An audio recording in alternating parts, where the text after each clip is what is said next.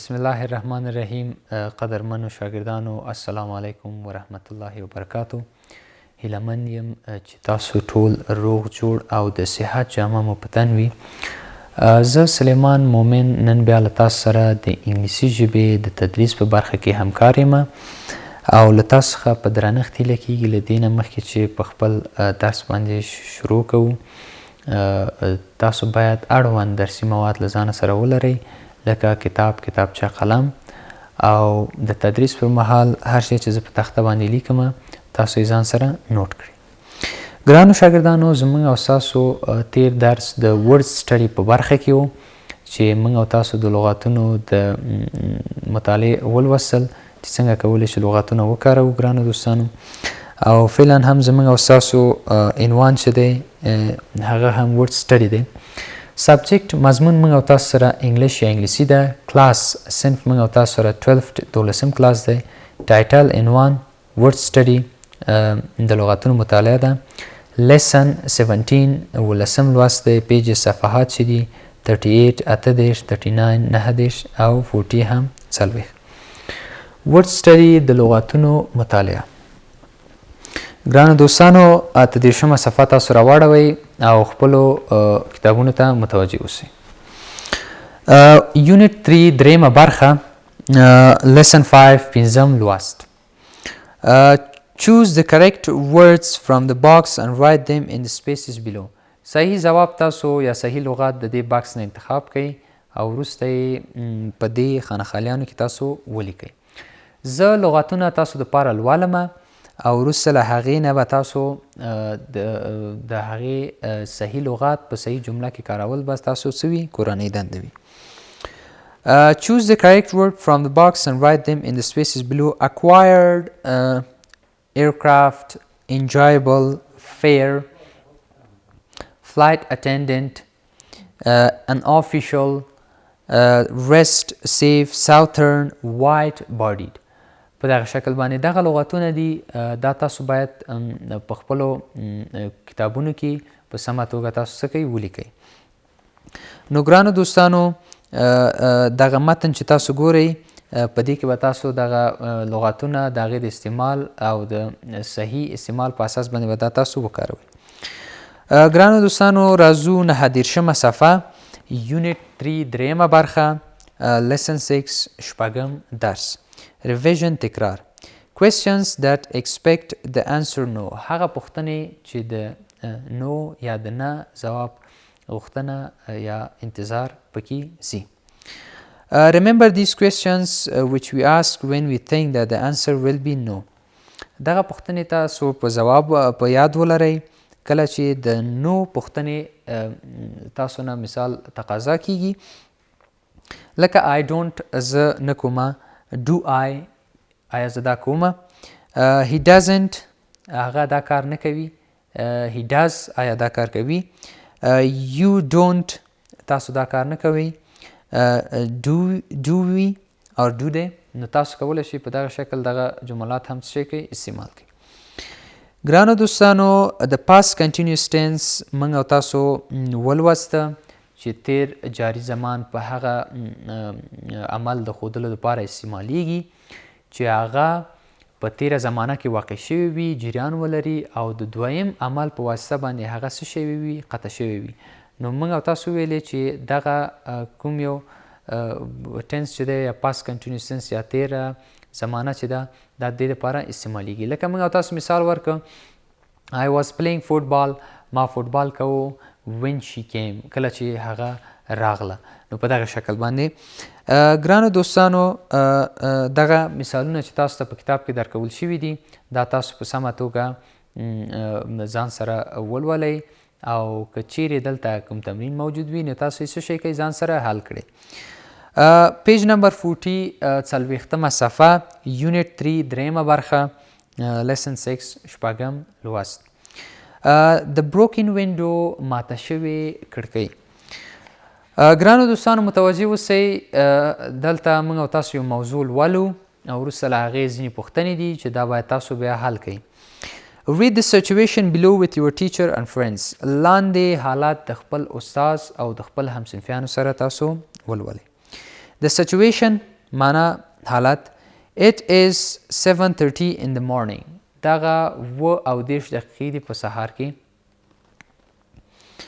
and school is just starting for the day او د نن ورځ دپاره به مکتب څه کیږي شروع کیږي The window is in the head teacher's office دغه کړکۍ د سرمعلم په کوم دفتر کې ده is broken and a ball has been found inside the office دغه کړکۍ ماته شوې ده او یو توپ هم د دې په منځ کې ګرانو دوستانو پیدا شوی The caretaker says that the window was okay at 2:30 yesterday دغه مسؤول یا ملازم شخص چې دی دغه وایي چې پرون 2:30 بجو پورې دغه کړکۍ جوړه وه afternoon but it was broken by 3 p.m. خو دغه کړکۍ بیا 3 بجې څه وه ماته وه یعنی دغه کار د 2:30 نه تر 3 پورې د دغه وخت په منځ کې دا کار څه شوی واقع شوی دی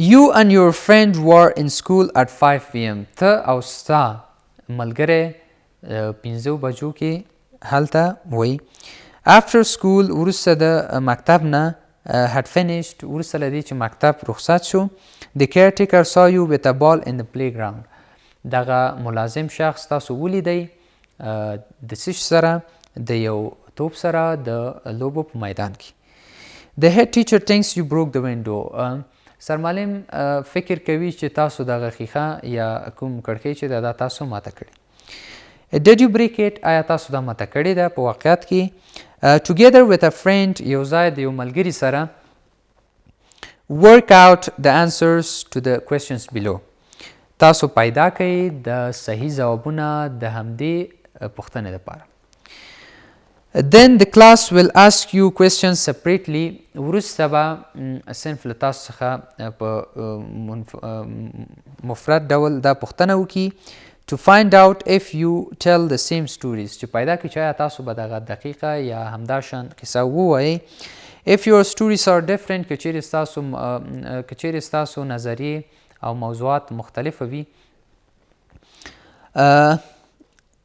so they will know that you are not telling the truth and that you probably broke the window هغوی به په دې باندې پوه شي چې تاسو په واقعیت سره هم دغه کار ترسره کړی دی او هغوی به فکر وکړي چې تاسو دروغ وایئ questions پوښتنې دي دغه پوښتنې زه تاسو ته لیکم په تخته باندې او وروسته له هغې نه به تاسو په خپل کتابچو کې دا څه شی کوئ نوټ کړئ او د دې ځوابونه به پیدا کړئ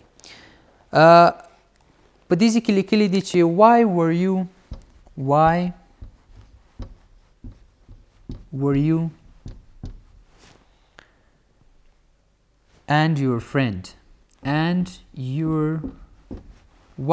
you and your friend in the playground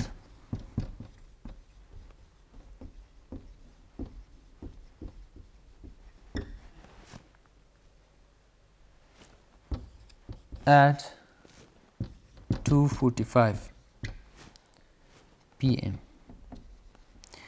Why were you and your friend in the playground at 2:45 p.m. ولې تا او ستا ملګری په 2:45 دقیقو کې د لوبو په میدان کې وی نو دا یوه پوښتنه ده تاسو څخه شوې ده په دویمه برخه کې موږ او تاسو سره چې کومه پوښتنه ده د دې ځوابونه به تاسو د کورنۍ دندې په شکل باندې په خپلو کتابچو کې لیکئ بله پوښتنه What were you doing with the ball? What were you doing with the ball? What were you doing with the ball? په توپ سره تاسو څه کول یعنی څه کار مو د هغې سره What were you doing when the caretaker saw you? What were you doing when the caretaker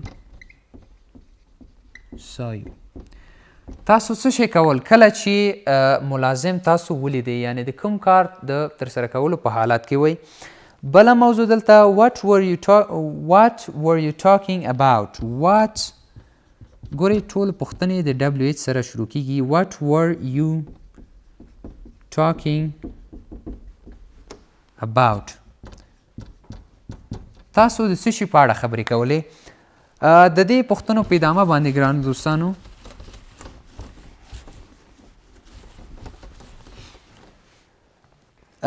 what were you wearing. what were you wearing. تاسو څه شی اغوستلی و یعنې کوم کالي مو اغوستلی و. what was your friend wearing. what was your friend wearing. ستاسو ملګري څه شی اغوستی و. او په همدې شکل what was the weather like.